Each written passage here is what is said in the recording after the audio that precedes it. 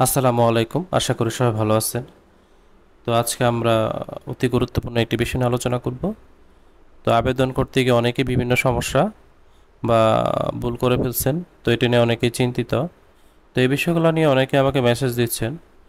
তো বিভিন্ন জনের বিভিন্ন সমস্যা হচ্ছে। তো আজকে আমরা কিছু সমস্যা নিয়ে আলোচনা করব।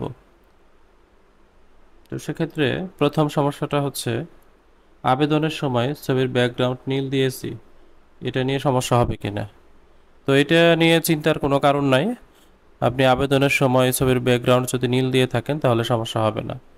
তবে চেষ্টা করবেন ছবিটা যেন আপনার যে অ্যাপ্লিক্যান্ট কপি ছিল এটার সাথে যেন মিল থাকে। হুম। তো ব্যাকগ্রাউন্ড নীল দিলে সমস্যা হবে না। তো সেক্ষেত্রে আবারও বলবো, এটা নিয়ে যারা চিন্তিত তারা চিন্তামুক্ত থাকুন, এটা নিয়ে সমস্যা হবে না। তো আরেক ভাই আমাকে মেসেজ দিয়েছেন, আমার আবেদনে অ্যাড্রেসে ছোট হাতের লেখা দিয়েছি, তবে সনদে বড় হাতের লেখা, এতে সমস্যা হবে কি? তো এইগুলা কোনো সমস্যা না, এই বিষয়গুলো নিয়ে আপনারা একদম চিন্তা করবেন না। কারণ ছোট হাতের বড় হাতের এই বিষয়গুলো কোনো সমস্যা না। অর্থাৎ আপনার নামের স্পেলিং যদি ঠিক থাকে তাহলে কোনো সমস্যা হবে না।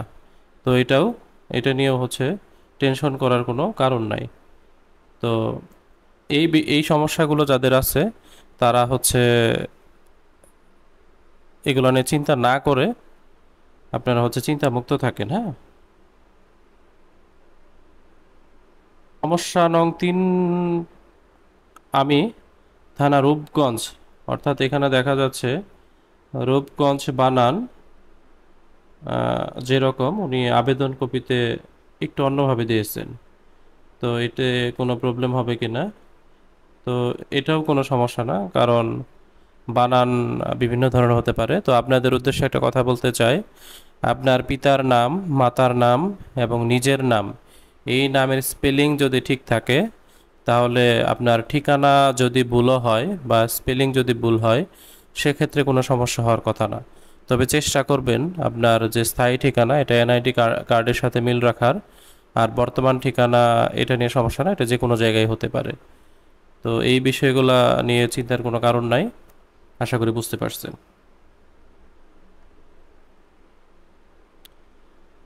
তো আরেক ভাইয়ের কমেন্টস ছিল এরকম, সমস্যা নং 4, আমার আবেদনে আমার সিগনেচার আর আমার এনআইডি নাম্বার ভুল করে ফেলেছি বা টাকা পেমেন্ট করিনি, এখন আমার করণীয়। তো আপনার ভুলটা যে বড় ধরনের। তো সেক্ষেত্রে অবশ্যই আপনাকে এনটিআরসি অফিসে গিয়ে আপনার, যেহেতু এনআইডি কার্ডের নাম্বারটা ভুল করে ফেলছেন, সিগনেচার এক না হলেও চলবে কিন্তু এনআইডি কার্ডের নাম্বারটা অবশ্যই মিল থাকতে হবে। তো সেক্ষেত্রে আপনার অবশ্যই এনটিআরসি অফিসে গিয়ে যোগাযোগ করতে হবে এবং আবেদনটা বাতিল করে পুনরায় আবেদন করতে হবে।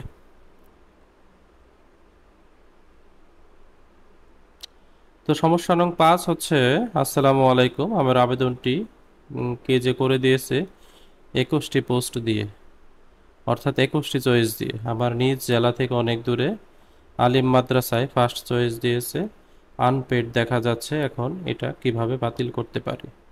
তো এই ক্ষেত্রে আমি যেটা বলবো, আমি যেটা লক্ষ্য করেছি, অনেকের আবেদন অন্যজন করে দিচ্ছে, সেক্ষেত্রে এটা হিংসা বা জিত যে কোনো টাই বশবর্তী হয়ে করে দিচ্ছে। কারণ এক্ষেত্রে আপনার তথ্যগুলো যেভাবে পায়, বিভিন্ন ওয়েবসাইট থেকে আপনার রোল দেখা যায়, আর জন্ম তারিখ হয় সে জানে, অথবা আপনার ফেসবুকে জন্ম তারিখ দেয়া, সেক্ষেত্রে দেখা যাচ্ছে রোল এবং জন্ম তারিখ হলেই যে কেউ আপনার আবেদন করে দিতে পারে। আরেকটা বিষয় আমি বিভিন্ন জায়গায় লক্ষ্য করেছি, অনেকে সনদ শেয়ার করেছেন ঠিক আছে, কিন্তু তার রোল এবং জন্ম তারিখ এগুলা হাইড করে দেন নাই। তো সেক্ষেত্রে অনেকে আগ্রহের বশবর্তী হয়ে আপনার এটাতে লগ ইন করতে পারে। তো অবশ্যই যাদের সনদ অনলাইনে দেয়া আছে বা কোথাও শেয়ার করছেন, তো এটার ক্ষেত্রে বলবো এটা আমাকেও শেয়ার করা উচিত না। তো আপনি যাকে বিশ্বাস করবেন তাকেও শেয়ার করা উচিত না। কারণ বলা যায় না কে কী করে ফেলে। তো সেক্ষেত্রে অবশ্যই এই বিষয়গুলো নিয়ে সতর্ক থাকবেন। আর যাদের এরকম হয়েছে তারা এনটিআরসি অফিসে যাবেন, আবেদন করবেন, সেক্ষেত্রে তারা অবশ্যই আপনাকে এটা সংশোধনের সুযোগ দিবে। তো এটা অতি দ্রুত করতে হবে, যেহেতু 10 তারিখ লাস্ট ডেট। আপনারা যত দ্রুত সম্ভব এটার জন্য আবেদন করুন। তো এই বিষয়টা নিয়ে আমি এনটিআরসির হেল্পলাইনে কল করেছিলাম, তো তারা যেটা বলেছে তাদের ওইখানে গেলে এটা তারা ঠিক করে দিবে। তো আপনারা অবশ্যই অতি দ্রুত সেখানে গিয়ে এটা সংশোধন করে নেবেন। তো এবার আবেদন করতে যে সব থেকে বেশি যে ভুল হচ্ছে, এই সনদে লেখা জেনারেল, অর্থাৎ স্কুল প্লাস মাদ্রাসা। তো সেক্ষেত্রে আবেদন করতে গিয়ে টেকনিক্যাল হয়ে গেছে, এরকম অনেকের হয়েছে। এরকম মিনিমাম 50 জন আমাকে মেসেজ দিয়েছে যে যাদের টেকনিক্যাল হয়ে গেছে। তো সেক্ষেত্রে আমি বলবো এরকম যদি এক দুইটা হয় তাহলে সমস্যা নাই, কিন্তু যদি এমন হয় যে অর্ধেকের বেশি আপনার টেকনিক্যাল হয়ে গেছে তাহলে অবশ্যই আপনি এনটিআরসি অফিসে আবেদন করবেন। তো সেখানে তারা সংশোধনের হয়তো বা সুযোগ দিবে, তো সেটাই আপনার জন্য ভালো হবে। আর যাদের ক্ষেত্রে, তো আমরা সমস্যা নং 5 হচ্ছে আসসালামু আলাইকুম, আমারই সনদে অ্যাসিস্ট্যান্ট টিচার দেয়া ভুলবশত 40টির মধ্যে একটি ডেমনস্ট্রেটর হয়ে গেছে। তো সেক্ষেত্রে অর্থাৎ 40টি পোস্টের মধ্যে যদি একটা সমস্যা হয় তাহলে সেক্ষেত্রে সমস্যা নাই, কারণ আপনার হচ্ছে ই সনদে দেয়া অ্যাসিস্ট্যান্ট টিচার, কিন্তু আপনি আবেদন করছেন একটা চয়েস দিচ্ছেন ডেমনস্ট্রেটর দিয়ে, সেক্ষেত্রে সেখানে আপনাকে সুপারিশ করবে না। অর্থাৎ আপনি সহকারী শিক্ষক হয়ে প্রদর্শক পদে অবশ্যই যোগ্য হবেন না। তো সেক্ষেত্রে এটা এমনিতে বাতিল হয়ে যাবে, বাকি যে 39টা এখানে আপনাকে সুপারিশ করবে। তো তারপরও যেটা বলবো, এই ধরনের ভুল করা উচিত না। তো আবেদনের বিষয়টা খুবই সেনসিটিভ, তো চেষ্টা করবেন নিজে করার অথবা অভিজ্ঞ কাউকে দিয়ে করার। এখন আপনি যদি কম্পিউটার দোকানে করান সেক্ষেত্রে উনি আপনার বিষয়ে খুব বেশি অভিজ্ঞ না। তো এই বিষয়ে ধারণা তাকে আপনাকেই দিতে হবে, অথবা অভিজ্ঞ কাউকে দিয়ে আপনাকে আবেদন করতে হবে। তো এই বিষয়গুলো খেয়াল না রাখার জন্য অনেকের আবেদন করতে গিয়ে বিভিন্ন ধরনের ভুল হচ্ছে।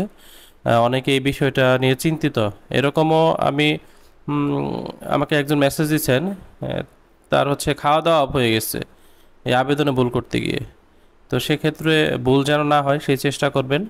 আর আমরা পরের কোনো ভিডিওতে আমরা চেষ্টা করব কিভাবে সংশোধনের জন্য এনটিআরসি অফিস বরাবর আবেদনপত্র জমা দিবেন, এটা নিয়ে আমরা আলোচনা করব।